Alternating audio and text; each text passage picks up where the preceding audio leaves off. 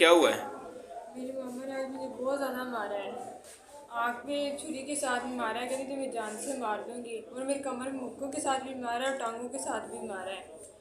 आगे भी कहती है अगर तुम पापा को बताओगे तो मैं जान से मार दूंगी। तो पापा के सामने मैंने कभी नहीं बोला, पापा बहुत मेरे अच्छे हैं और बहुत मेरे पे जुल्म और ज्यादती करती है। सुबह से उठाती है और शाम तक मुझसे सारे घर के काम करवाती है।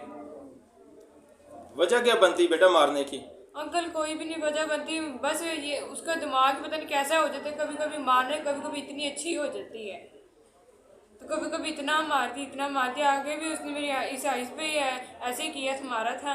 और मुक्कों के साथ भी मारती, मेरी गला भी दबाने की कोशिश बहुत मरतबा की है। अब वो कहती मैं तुम्हें जान से मार दूंगी। ये मेरी माँ सहेली है, इसने मेरी आँख में भी हमला की, छुरी के साथ मारा है मुझे और मुझ पर बहुत जुल्म और ज्यादती करती है।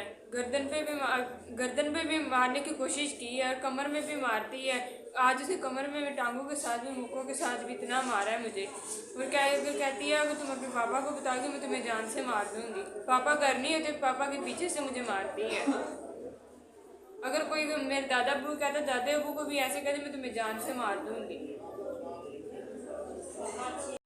मुझे माँ से मेरी ये दरख्वास्त है, मुझे